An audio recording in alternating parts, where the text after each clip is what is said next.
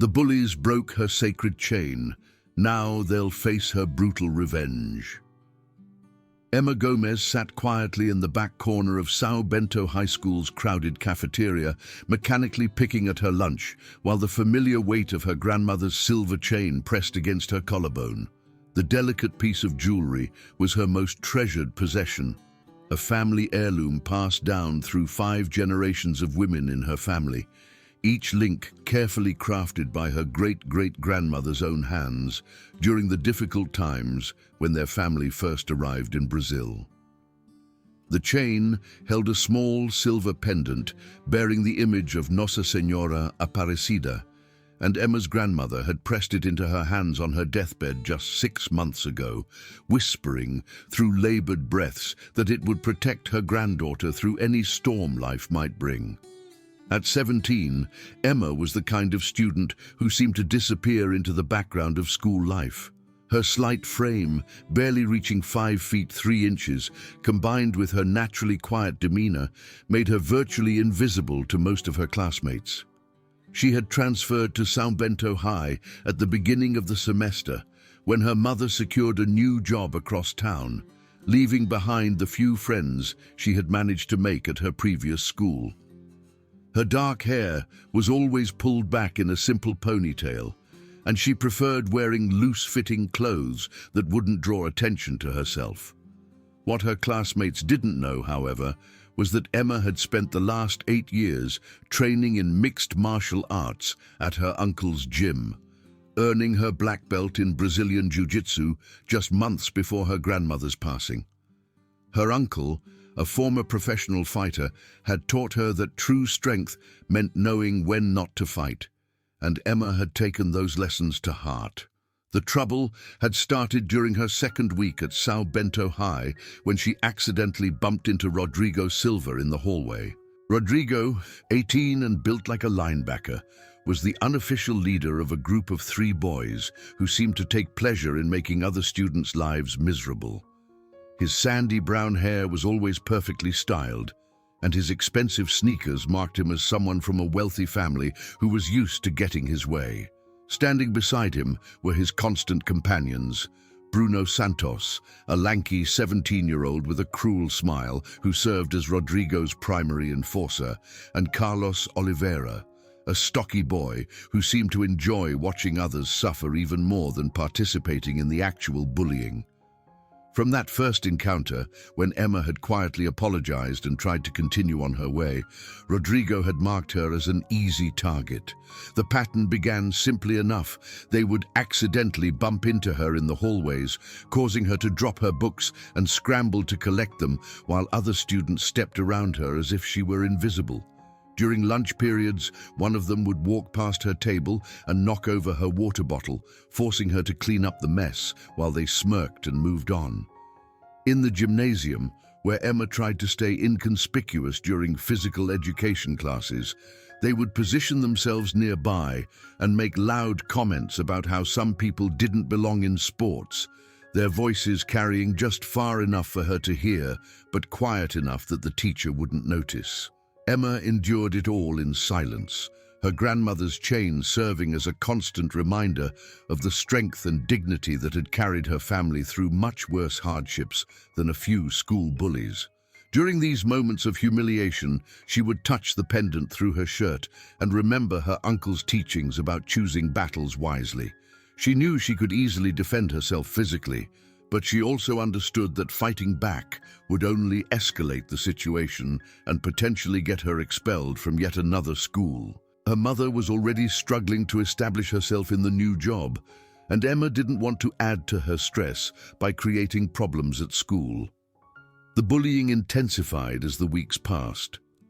Bruno began timing his trips past Emma's locker to coincide with her arrival each morning, deliberately shouldering into her and sending her belongings scattering across the floor. Carlos would sit behind her in their shared mathematics class and flick pieces of eraser at the back of her head throughout the lesson, creating a constant distraction that made it difficult for her to concentrate.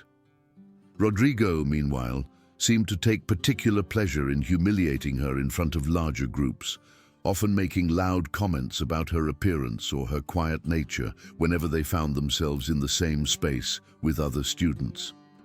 The worst incidents occurred in the school's main courtyard, where students gathered before classes and during break periods. The three boys would position themselves near the entrance and make a show of stepping aside when Emma approached, as if her mere presence required them to move out of the way.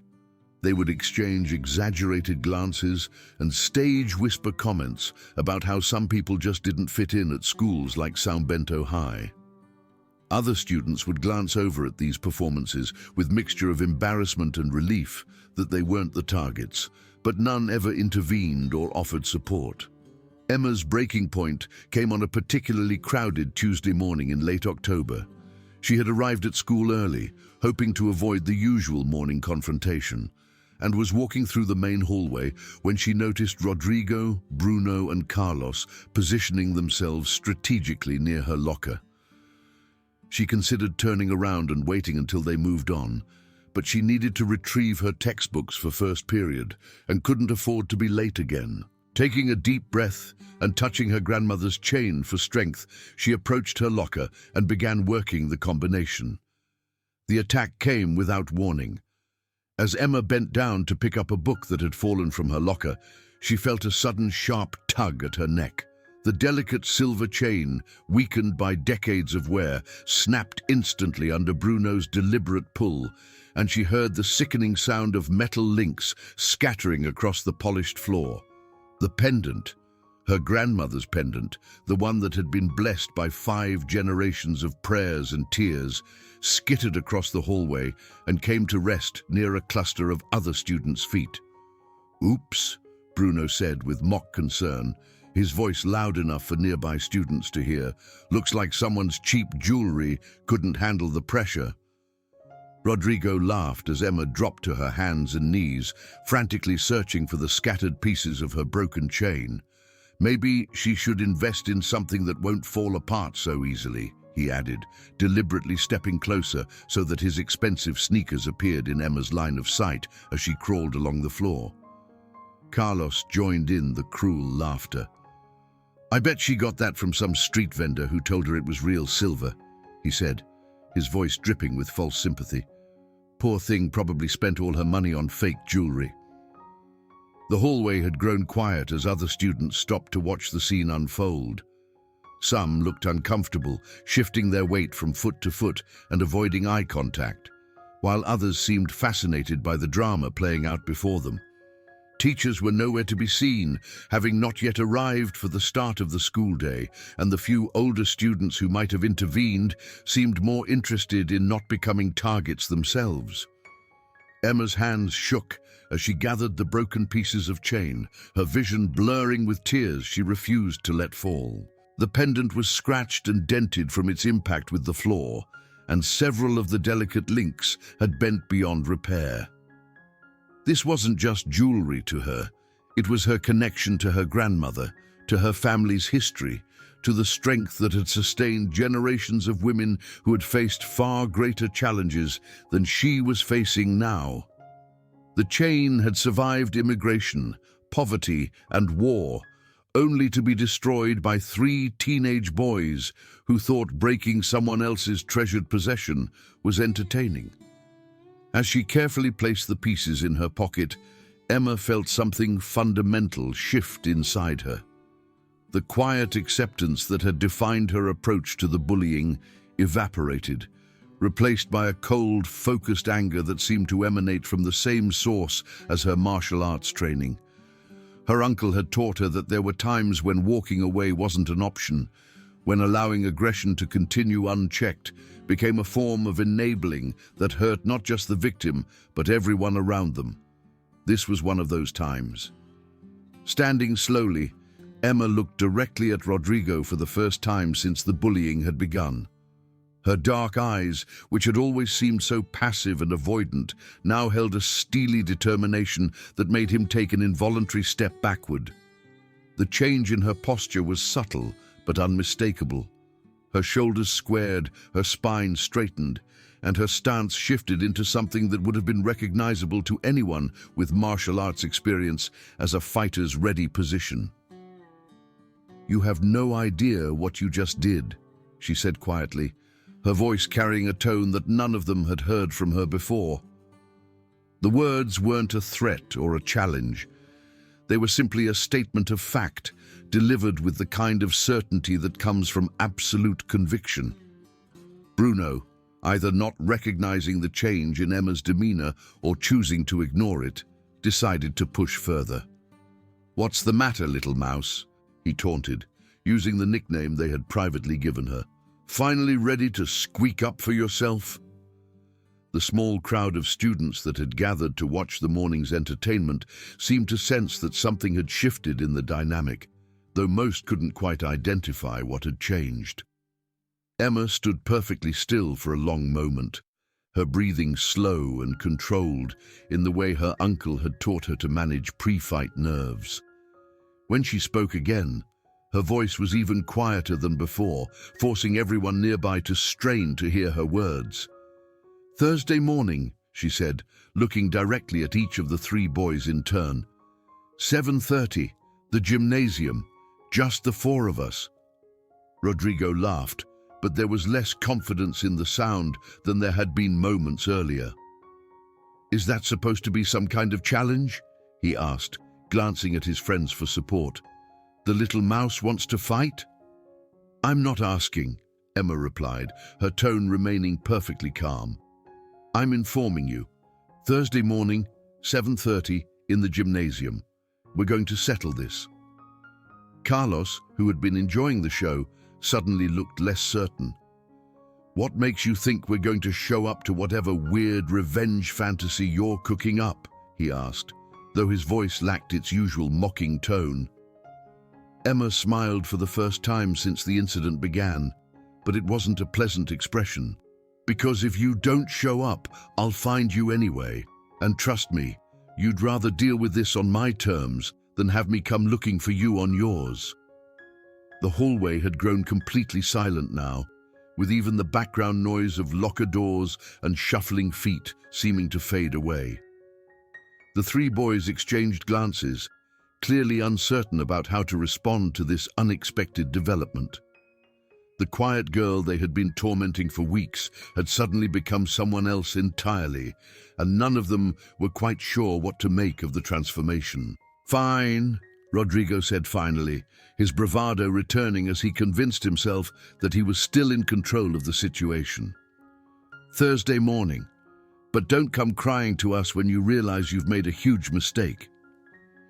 Emma nodded once, then turned and walked away without another word, leaving the broken pieces of her chain in her pocket and a very different kind of chain reaction beginning to unfold in the minds of everyone who had witnessed the exchange.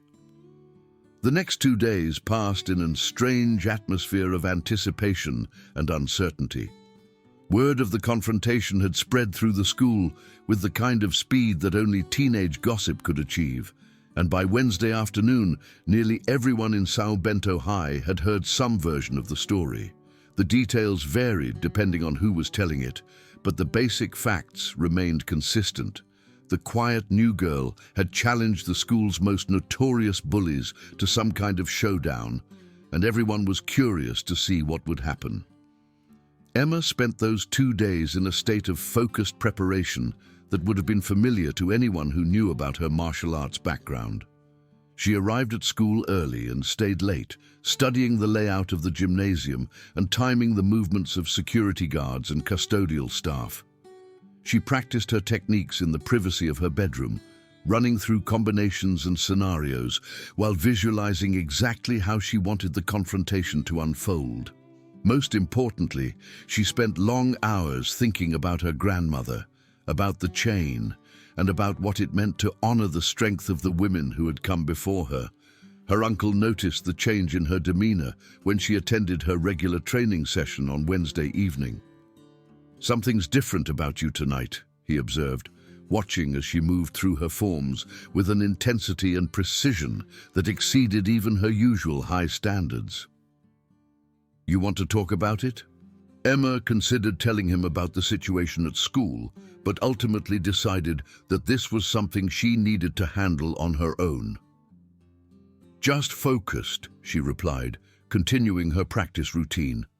"Sometimes you have to show people who you really are." He nodded, understanding more than she realized. "Remember what I taught you about control," he said. "Real strength isn't about hurting people. It's about showing them that you could hurt them, but choosing not to go too far." Thursday morning arrived grey and overcast, with heavy clouds that seemed to mirror the tension that had been building throughout the week. Emma arrived at school at 7:15, 15 minutes before the agreed-upon time, and made her way to the gymnasium. The building was nearly empty at that hour, with only a few custodial staff members moving through the distant hallways and the occasional early-arriving teacher settling into their classroom. The gymnasium itself was a large, echoing space with polished hardwood floors and retractable bleachers pushed back against the walls. Morning light filtered through high windows, creating long rectangles of pale illumination across the floor. Emma positioned herself in the center of the space and began a series of stretching exercises, using the familiar routine to center herself and prepare both physically and mentally for what was about to happen. At exactly 7:30, the gymnasium's main doors opened and Rodrigo, Bruno, and Carlos entered together. They moved with the kind of swagger that suggested they still believed they were in control of the situation. But Emma could see the uncertainty in their movements, the way they glanced around the empty space as if looking for backup or escape routes. "So," Rodrigo called out as they approached, his voice echoing in the empty space, "the little mouse actually showed up. I have to admit, I'm impressed by your commitment to making a fool of yourself." Emma finished her stretching routine and stood to face them, her movements fluid and controlled. "Before we begin," she said, her voice carrying clearly through the gymnasium, "I want you to understand something. What you broke wasn't just a piece of jewelry. That chain belonged to my grandmother and her grandmother before her. It was blessed by 5 generations of women who survived things that would have destroyed people like you." Bruno rolled his eyes dramatically. "Oh, please, it was just some cheap chain that couldn't even survive being touched. If it was so important, maybe your family should have bought better jewelry." The words hung in the air for a moment, and Emma felt the last of her restraint dissolve.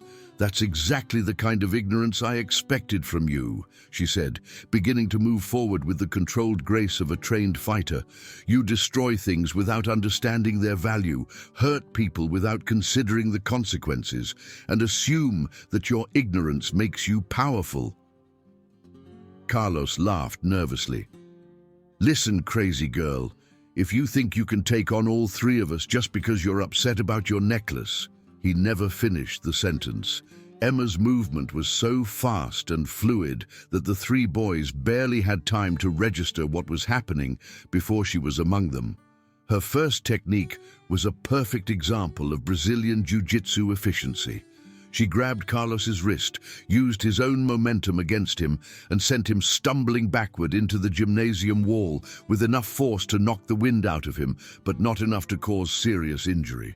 Bruno reacted instinctively, raising his fists and stepping forward to throw a wild punch that telegraphed its arrival from several feet away. Emma ducked under his swing effortlessly, swept his legs out from under him with a technique that her uncle had drilled into her hundreds of times, and watched as he crashed to the gymnasium floor with a sound that echoed through the empty space. Rodrigo, who had been relying on his size and the intimidation factor of having backup, suddenly found himself facing Emma alone while his 2 friends struggled to recover their breath and their dignity. He was bigger and stronger than she was, but as he soon discovered, size and strength meant nothing without skill, timing, and the kind of focused determination that came from years of dedicated training. "How?" he gasped, as Emma moved around him with the fluid grace of a dancer and the deadly precision of a martial artist. "How are you doing this?" 8 years of training, Emma replied calmly, demonstrating a perfect takedown that sent Rodrigo to the floor beside his friends. 8 years of learning discipline, respect, and how to defend myself against people who think they can take whatever they want from others. The fight, if it could even be called that, was over in less than 2 minutes. All 3 boys found themselves sitting on the gymnasium floor, breathing heavily and staring up at the girl they had spent weeks tormenting. None of them were seriously injured. Emma had been careful to use just enough force to demonstrate her superiority without causing lasting damage, but their pride and their sense of invulnerability had been completely shattered.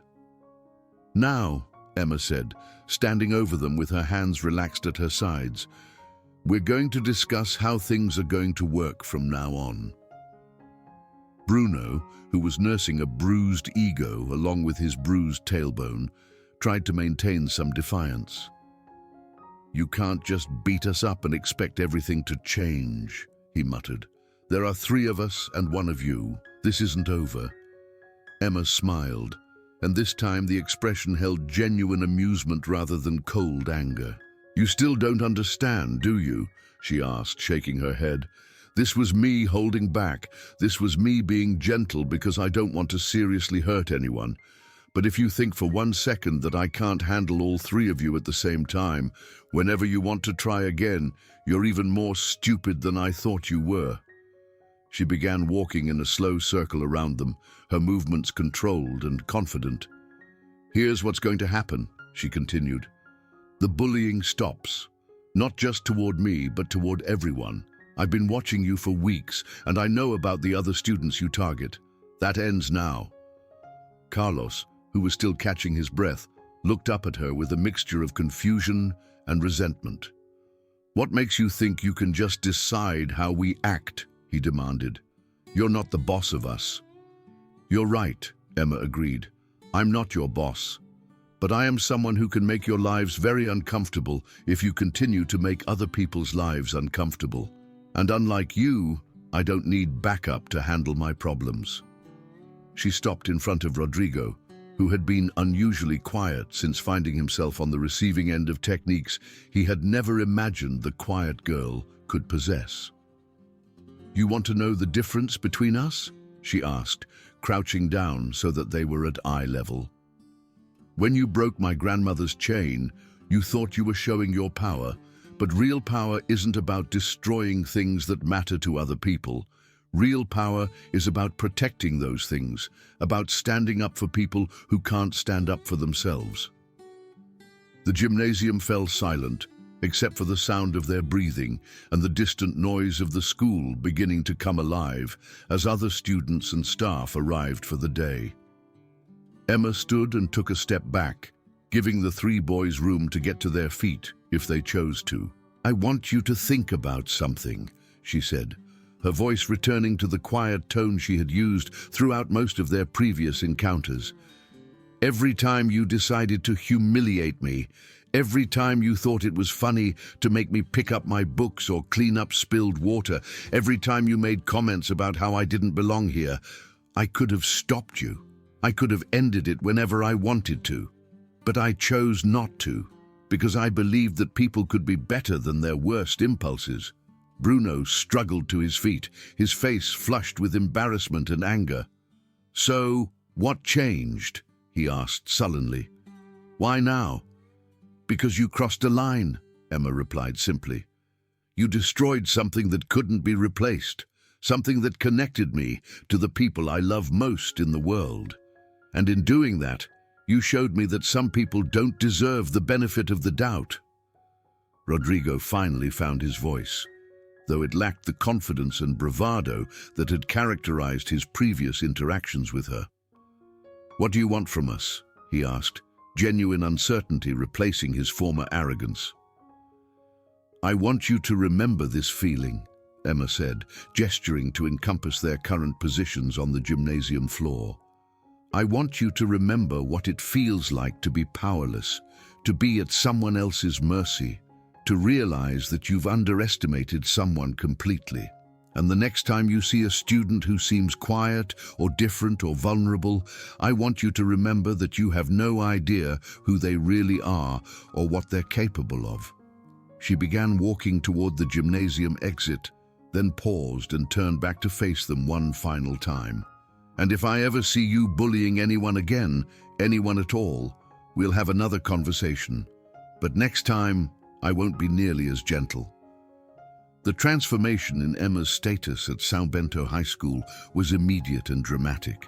Word of the gymnasium confrontation spread through the student body with even greater speed than the original challenge had, though the details became increasingly embellished with each retelling. By the end of the day, most students had heard some version of the story about how the quiet new girl had single-handedly defeated the school's most notorious bullies, and the reactions ranged from amazement to disbelief to newfound respect. Students who had previously ignored Emma's existence suddenly found reasons to acknowledge her in the hallways. Some offered genuine friendship, having been impressed by her willingness to stand up for herself and others. Others seemed motivated by a desire to align themselves with someone who had demonstrated such unexpected power. Emma accepted the positive attention graciously, but remained true to her naturally quiet nature, understanding that respect earned through fear was less valuable than respect earned through character. The three boys who had tormented her handled their defeat differently. Carlos seemed to disappear into the background of school life, avoiding eye contact and speaking to virtually no one for several days. Bruno alternated between sullen resentment and grudging acknowledgement that he had underestimated his former target. Rodrigo, surprisingly, seemed to undergo the most significant change. 3 days after the gymnasium incident, he approached Emma during lunch period and asked if he could speak with her privately. "I've been thinking about what you said," he admitted, his usual swagger replaced by genuine humility. "About remembering what it feels like to be powerless. I never really thought about how we made other people feel until I felt it myself." Emma studied his face, looking for signs of deception or manipulation, but found only what appeared to be sincere regret. "And," she prompted. "And I think I owe you an apology," Rodrigo continued, struggling with words that clearly didn't come easily to him. "Not just for the chain, although that was really wrong, but for all of it, for treating you like you didn't matter, for making your life harder just because we could." She considered his words carefully before responding. "Apologies are meaningless unless they come with changed behavior," she said finally. "If you're really sorry, show it by treating people better, not by telling me you feel bad about treating them poorly." Rodrigo nodded, seeming to understand that this was both an opportunity for redemption and a test of his sincerity. "I will," he promised. "And maybe you could teach me some of those moves sometime. I mean, if you wanted to. I think I'd like to learn something that requires actual skill instead of just being bigger than other people." The request surprised Emma, but she saw in it an opportunity for genuine transformation rather than mere punishment. "We'll see," she said, which both of them understood to mean that the possibility existed if he proved worthy of it. In the weeks that followed, the atmosphere at São Bento High School underwent a subtle but significant shift. The casual cruelty that had characterized interactions between students didn't completely disappear, but it became less common and more likely to be challenged by bystanders who had been inspired by Emma's example. Teachers noticed that classroom disruptions decreased and that students seemed more willing to support their classmates rather than tear them down. Emma herself found that her newfound reputation came with both benefits and responsibilities. Younger students began approaching her for advice about dealing with bullies, and she discovered that she enjoyed mentoring others and sharing the lessons her uncle had taught her about using strength responsibly. She started an informal self-defense club that met after school, teaching basic techniques but emphasizing the importance of avoiding conflict whenever possible. The broken chain remained in a small box in her bedroom, the pieces carefully preserved, even though they could never be properly repaired. Sometimes she would take out the pendant and run her fingers over its scratched surface, remembering her grandmother's words about protection and strength. The physical chain was gone, but the connection it had represented, the link between past and present, between vulnerability and power, between what was lost and what could be gained, remained as strong as ever. 3 months after the gymnasium confrontation, Emma's mother commented on the change she had noticed in her daughter's confidence and social connections. "You seem different," she observed one evening as they prepared dinner together. "More settled, I guess, like you've found your place here." Emma smiled, thinking about the complex journey that had brought her to this point. "I learned something important," she replied. "Sometimes the things that hurt us the most end up teaching us who we really are. And sometimes losing something precious helps us find something even more valuable." Her mother didn't press for details, understanding that her daughter had navigated some kind of significant challenge and emerged stronger for it. That evening, as Emma completed her homework and prepared for another day at São Bento High School, she reflected on how dramatically her life had changed since that morning in October when her grandmother's chain had been broken. The bullying had stopped completely, not just toward her, but toward the other students who had previously been targeted. Rodrigo had indeed proven his sincerity by genuinely changing his behavior and even joining her self-defense club, where he worked diligently to learn techniques that required patience and discipline rather than brute force. Bruno and Carlos had never apologized, but they had ceased their harassment of other students and seemed to go out of their way to avoid any situation that might bring them into conflict with Emma again. Most importantly, Emma had discovered that her grandmother's final gift hadn't been the chain itself, but the strength to honor her family's legacy of survival and dignity. The physical heirloom was gone, but the values it represented had taken root in her heart and grown into something that no bully could ever break. She had learned that sometimes the most powerful response to cruelty wasn't gentle acceptance, but the controlled application of strength in service of justice. As she prepared for sleep that night, Emma touched the place where her grandmother's chain used to rest and smiled. Tomorrow would bring new challenges and new opportunities to stand up for herself and others. But she faced the future with the confidence that came from knowing exactly who she was and what she was capable of achieving.